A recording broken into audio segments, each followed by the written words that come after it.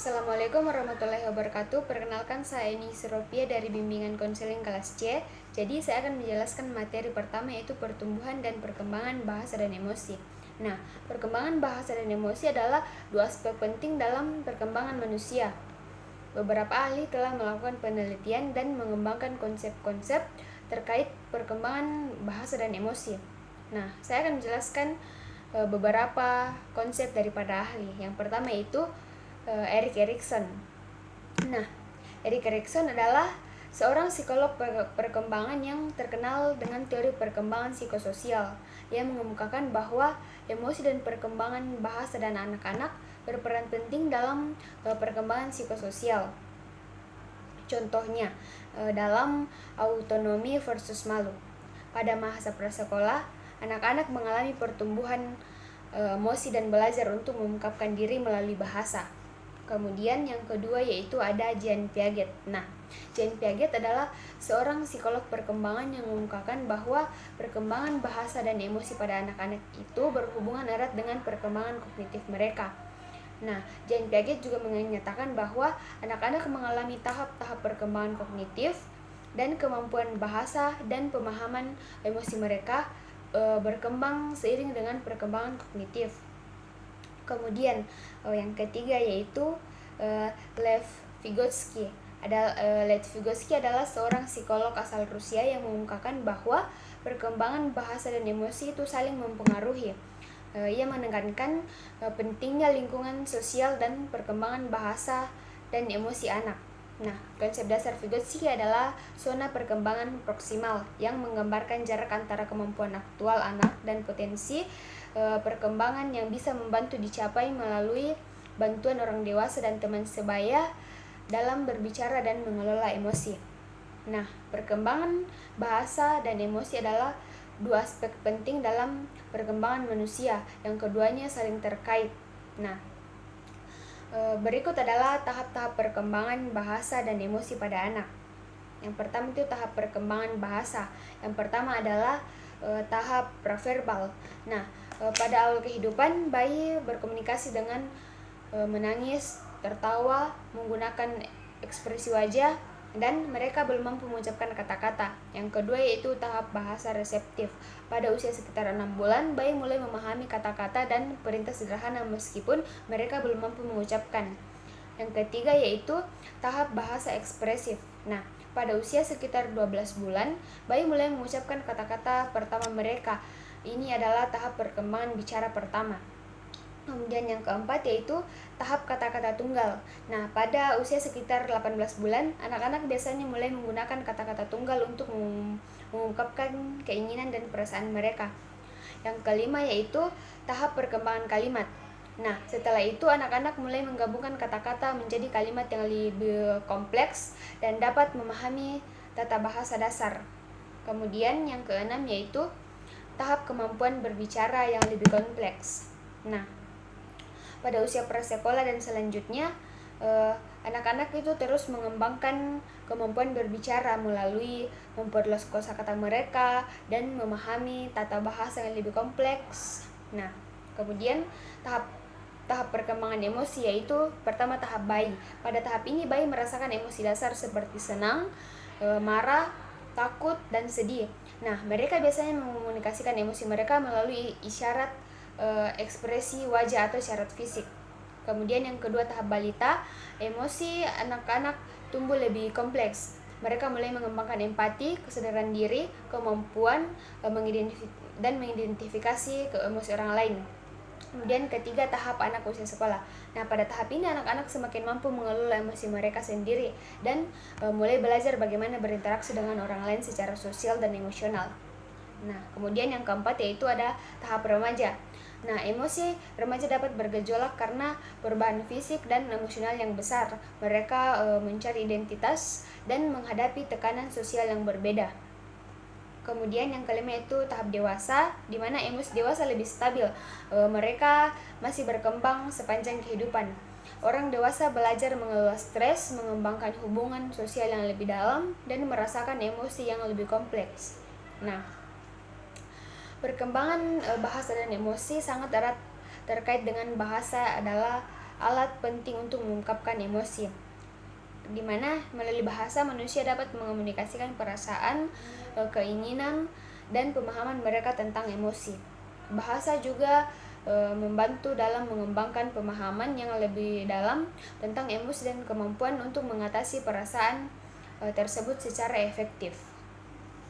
Selanjutnya saya akan menjelaskan tentang periode perkembangan bahasa dan emosi. Nah, periode perkembangan bahasa dan emosi adalah tahap-tahap kritis dalam kehidupan seseorang yang mempengaruhi cara individu berkomunikasi, memahami, dan mengelola emosi.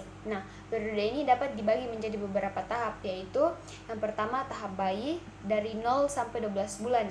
Nah, bahasa pada bayi ini belum bisa berbicara secara verbal, tetapi mereka mulai mengembangkan kemampuan untuk merespon suara, memahami intonasi suara, dan berkomunikasi dan mengomunikasikan kebutuhan mereka melalui tangisan, tertawa, dan ekspresi wajah. Kemudian emosi pada bayi mengalami emosi dasar seperti senang, marah, takut, dan sedih, dan mereka mengomunikasikannya melalui isyarat nonverbal seperti ekspresi wajah dan perilaku.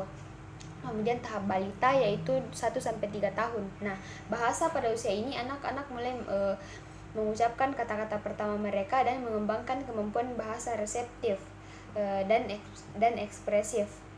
Kemudian emosi menjadi lebih kompleks dan anak-anak belajar mengidentifikasi dan mengungkapkan perasaan mereka secara verbal serta mengenali emosi orang lain.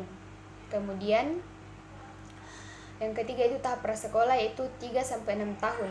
Nah, bahasa pada tahap ini adalah anak-anak mulai memperluas kosakata mereka dan memahami konsep tata bahasa yang lebih rumit dan mengembangkan kemampuan berbicara secara kompleks. Kemudian emosi pada tahap ini yaitu mereka terus mengembangkan pemahaman emosi, kemampuan berempati, dan kemampuan mengelola emosi dalam situasi sosial yang beragam. Yang keempat yaitu tahap sekolah yaitu 6-12 tahun. Nah, bahasa pada periode ini anak-anak mengembangkan keterampilan membaca dan menulis mereka, memahami bahasa dalam konteks yang lebih kompleks, dan dapat berbicara tentang ide-ide abstrak. Kemudian emosi, kemampuan sosial dan emosional semakin berkembang dan anak-anak belajar mengatasi tekanan sosial, mengembangkan hubungan, mengungkapkan diri mereka dalam cara yang lebih beragam. Kemudian yang kelima yaitu tahap remaja, periode remaja yaitu 12-18 tahun, di mana bahasa remaja terus mengembangkan keterampilan bahasa mereka dalam konteks akademik dan sosial yang lebih rumit. Kemudian emosinya yaitu emosi remaja cenderung bergejolak karena perubahan fisik dan perkembangan identitas. Mereka belajar mengenali dan mengelola emosi yang lebih kompleks serta berinteraksi dalam hubungan yang lebih mendalam. Kemudian yang keenam yaitu dewasa, 18 tahun ke atas, di mana bahasa pada tahap ini seseorang memiliki kemampuan bahasa yang lebih matang dan memahami bahasa dalam konteks budaya dan sosial yang lebih luas. Kemudian emosi, di mana emosi dewasa lebih stabil dan individu memiliki kemampuan yang besar untuk mengelola emosi mereka. Kemudian dia juga berkomunikasi dengan orang lain dan berinteraksi secara sosial. Nah, perkembangan bahasa dan emosi merupakan proses yang berkesinambungan sepanjang kehidupan seseorang. Ini adalah komponen penting dalam perkembangan psikososial manusia dan mempengaruhi cara individu berinteraksi dengan dunia sekitarnya. Kemudian faktor-faktor yang mempengaruhi bahasa dan emosi yaitu ada beberapa faktor, yaitu faktor internal dan faktor eksternal. Nah, berikut saya akan menjelaskan tentang yang pertama itu faktor internal. Nah, dalam faktor internal itu yang pertama adalah genetika. Nah, faktor genetik memainkan peran dalam predisposisi individu terhadap kemampuan bahasa dan regulasi emosi. Beberapa individu mungkin memiliki kecenderungan genetik untuk perkembangan bahasa yang lebih cepat atau kontrol emosi yang lebih baik. Kemudian yang kedua itu perkembangan otak. Nah, pertumbuhan dan perkembangan otak terutama pada area yang terkait dengan bahasa ini mempengaruhi kemampuan bahasa. Nah, perkembangan area limbik juga terkait dengan perkembangan emosi.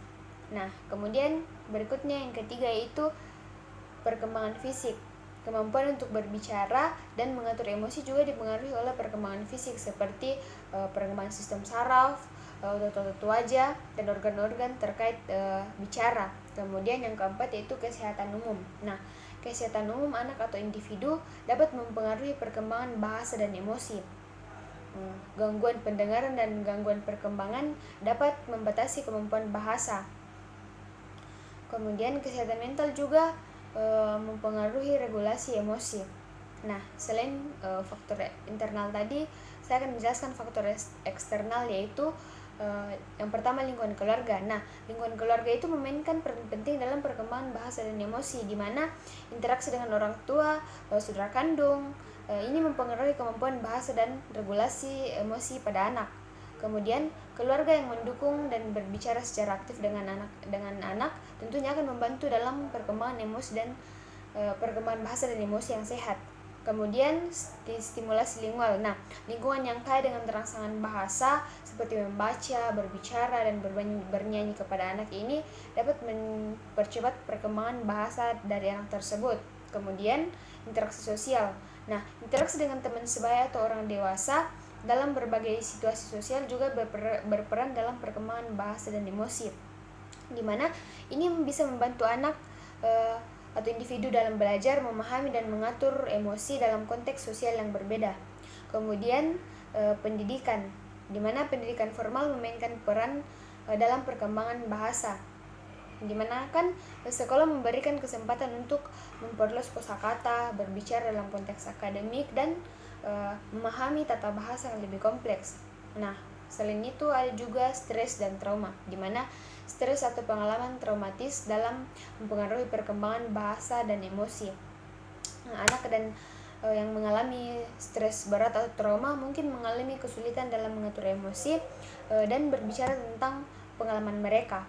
Kemudian konteks budaya. Nah, konteks budaya juga mempengaruhi perkembangan bahasa dan emosi, karena budaya dapat mempengaruhi bahasa yang digunakan, aturan emosi, dan cara emosi diungkapkan dan diatur. Kemudian faktor-faktor ini bekerja sama dalam, nah, semua dari faktor yang saya jelaskan ini mempengaruhi pertumbuhan dan perkembangan bahasa dan emosi. Nah, penting untuk mengakui peran dan faktor yang menyediakan lingkungan yang mendukung perkembangan yang sehat dalam kedua aspek ini. Kemudian materi yang kedua itu konsep dasar pertumbuhan dan perkembangan psikososial menurut beberapa para ahli. Yang pertama yaitu Jean Piaget. Nah, tahap-tahap perkembangan kognitif ini Piaget mengidentifikasi 4 tahapan perkembangan kognitif yang dialami anak-anak. Tahap-tahap tersebut adalah tahap sensori motor, tahap operasional, tahap operasional konkret, dan tahap operasional formal. Nah, Erik Erikson ini mengumumkakan bahwa individu mengalami serangkaian krisis psikososial sepanjang hidup mereka. Nah, ia mengidentifikasi 8 tahap perkembangan yang terdiri dari konflik antar kebutuhan individu dan tuntutan masyarakat. Ketiga yaitu Lawrence Kohlberg. Nah, teori perkembangan moral, yaitu Kohlberg mengembangkan teori yang menjelaskan perkembangan moral individu. Teori ini mencakup 3 tingkatan pengembangan moral, yaitu prekonfesional, konfesional, dan postkonfesional. Kemudian tahap-tahap pertumbuhan dan perkembangan psikososial, yaitu ada beberapa yang diusulkan oleh Erik Erikson yang mengidentifikasi 8 tahapan perkembangan yang melibatkan krisis-krisis psikososial yang harus diatasi oleh individu sepanjang hidup mereka. Nah, setiap tahapan memiliki konflik yang harus dipecahkan. Dari hasil penyelesaian konflik tersebut akan mempengaruhi perkembangan psikososial individu. Nah, berikut saya akan menjelaskan tahap-tahap pertumbuhan dan perkembangan psikososial menurut Erik Erikson. Yang pertama itu tahap kepercayaan versus ketidakpercayaan, yaitu 0-1 tahun. Nah, pada tahap ini bayi mengembangkan rasa kepercayaan dan hubungan dengan orang-orang yang merawatnya. Jika perawatan dan perhatian cukup, bayi tentunya akan mengembangkan rasa kepercayaannya. Namun jika tidak, mereka mungkin mengalami ketidakpercayaan. Kemudian tahap otonomi versus malu dan rendah diri, yaitu 1-3 tahun, di mana anak-anak mulai mengembangkan kemandirian dan kontrol atas diri mereka sendiri. Nah, konflik terjadi ketika mereka menghadapi larangan berlebihan atau hukuman yang berlebihan yang dapat mengakibatkan rasa malu atau rendah diri. Kemudian tahap inisiatif versus bersalah, di mana 3-6 tahun. Nah, anak-anak mulai mengembangkan inisiatif dan rasa ingin tahu. Konflik muncul saat mereka merasa bersalah, mereka terhambat. Kemudian tahap kerja keras versus rasa bersalah, di mana 6-12 tahun, di mana tahap ini mengembangkan kompetensi dalam sekolah, olahraga, dan aktivitas lainnya. Rasa bersalah dapat muncul jika mereka merasa gagal atau tidak mencapai tujuan mereka. Kemudian tahap identitas dan peran kacau atau remaja, di mana remaja mencari identitas mereka sehingga mengalami konflik antara identitas mereka dan mencoba peran yang berbeda. Nah, konflik ini dapat menghasilkan perasaan kebingungan. Kemudian tahap intimasi dan isolasi dewasa awal. Pada tahap ini individu mencari hubungan intim yang sehat dan berkomitmen. Namun jika mereka gagal melakukannya, mereka akan merasa terisolasi. Kemudian tahap generasivitas dan stagni atau dewasa pertengahan, di mana orang dewasa pertengahan mencari makna melalui hidup mereka melalui pengembangan keluarga, karir, dan kontribusi sosial. Nah, stagnisasi mungkin terjadi jika mereka merasa tidak memiliki kontribusi yang berarti. Kemudian tahap keutuhan versus putus asa atau lansia. Pada tahap akhir kehidupan, individu merenung tentang hidup mereka. Keutuhan muncul jika mereka merasa telah mencapai rasa puas dan hidup mereka. Nah, namun sebaliknya, putus asa muncul jika mereka merasa banyak penyesalan. Berikutnya itu periode pertumbuhan dan perkembangan psikososial. Nah, periode pertumbuhan dan perkembangan psikososial mengacu pada perubahan yang terjadi dalam aspek psikologi, pikiran, dan emosi, dan aspek psikososial atau hubungan dengan orang lain seseorang sepanjang kehidupannya. Nah, berikut adalah beberapa tahap utama dalam perkembangan psikososial seseorang. Sebagian besar berdasarkan teori perkembangan psikososial oleh Erik Erikson. Yang pertama, infantil 0-2 tahun, terus versus mitrus, yaitu bayi belajar untuk mempercayai orang-orang yang merawatnya dan mengembangkan dasar kepercayaannya. Kemudian toddler 2-3 tahun, anak-anak mengembangkan rasa otonomi dan belajar untuk melakukan hal-hal sendiri atau merasa malu dan ragu jika mereka terlalu dikendalikan. Kemudian preschool 3-6 tahun, yaitu anak-anak mulai mengembangkan inisiatif mereka sendiri dan menjalani kehidupan sehari-hari. Jika mereka diberi kesempatan, ini dapat membantu mereka merasa berdaya, tetapi jika mereka merasa terlalu bersalah, ini bisa menghambat perkembangan. Kemudian school age, yaitu 6-12 tahun, di mana anak-anak mengembangkan rasa kemampuan dalam melakukan tugas-tugas dan membandingkan diri mereka dengan orang lain. Jika mereka merasa sukses, mereka akan mengembangkan rasa industri, tetapi jika merasa inferior, ini bisa mengarah pada perasaan rendah diri. Kemudian adolescent 12-18 tahun, di mana remaja mencari identitas mereka, mencoba berbagai peran dan menghadapi konfusi identitas. Nah, pada akhirnya mereka harus mengidentifikasi siapa mereka dan apa yang mereka inginkan. Kemudian ada young adult atau 18-40 tahun, di mana orang muda mencari hubungan yang intim dan pribadi dengan orang lain, atau mereka bisa mengalami isolasi jika mereka gagal dalam upaya ini. Kemudian middle adult atau dalam rentang usia 4-65 tahun, di mana orang dewasa tengah mengembangkan perasaan untuk memberikan kontribusi pada generasi berikut, atau mereka bisa merasa jika mereka tidak menemukan makna dalam hidup mereka. Kemudian late adult atau 65 tahun ke atas, di mana orang tua belajar menerima hidup mereka dan mencari integritas dalam memahami makna hidup, atau mereka bisa merasa putus asa. Kemudian Yang terakhir yaitu faktor-faktor yang mempengaruhi pertumbuhan dan perkembangan psikososial. Nah, di sini ada beberapa faktor, yaitu faktor-faktor internal yang mempengaruhi pertumbuhan psikososial adalah faktor yang berasal dari dalam individu itu sendiri. Nah, ini melibatkan aspek-aspek kepribadian, perasaan, dan pemikiran individu. Nah, berikut adalah faktor internal yang mempengaruhi pertumbuhan psikososial. Yang pertama itu kepribadian. Nah, karakteristik kepribadian individu seperti tingkat ekstrovert atau introvert, tingkat kemandirian dan tipe kepribadian lainnya dapat mempengaruhi cara individu berinteraksi dengan dunia sekitarnya dan perkembangan hubungan sosial mereka.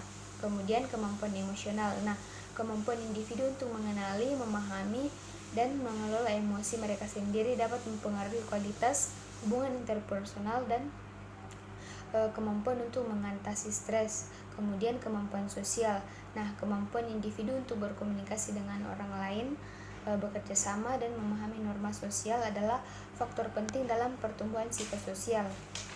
Nah, kemampuan sosial baik dapat meningkatkan hubungan interpersonal dan memperkuat koneksi sosial. Kemudian introspeksi dan refleksi. Nah, kemampuan individu untuk melakukan introspeksi, merenungkan pengalaman mereka dan memahami diri mereka sendiri itu dapat membantu dalam pengembangan identitas dan pemahaman diri yang lebih baik, yang jauh lebih baik.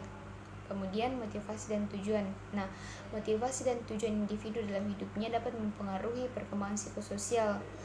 Tujuan yang jelas dan motivasi yang kuat dapat memotivasi individu untuk berinteraksi dengan dunia sekitarnya dan mencapai pencapaian sosial. Kemudian ada pengalaman pribadi. Nah, pengalaman pribadi termasuk pengalaman traumatis atau positif, dapat mempengaruhi perkembangan psikososial. Bagaimana individu merespon dan memproses pengalaman ini dapat memainkan peran besar dalam pengembangan mereka. Kemudian kecerdasan emosional dan sosial. Nah, kecerdasan emosional dan kecerdasan sosial ini adalah faktor internal yang mempengaruhi kemampuan individu untuk berinteraksi secara positif dengan orang lain. Ini juga melibatkan pemahaman emosi sendiri dengan orang lain. Sementara SQ ini melibatkan dengan sosial dan orang lain. Kemudian konsep diri ini melibatkan diri sendiri, termasuk harga diri, identitas, dan persepsi diri, memainkan peran penting dalam pertumbuhan psikososial.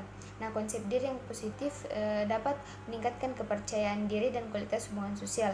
Kemudian kemampuan beradaptasi. Nah, kemampuan individu untuk beradaptasi dengan perubahan dan mengatasi tantangan dalam kehidupan dapat mempengaruhi pertumbuhan psikososial. Nah, kemampuan beradaptasi yang baik dapat membantu individu mengatasi perubahan dengan baik.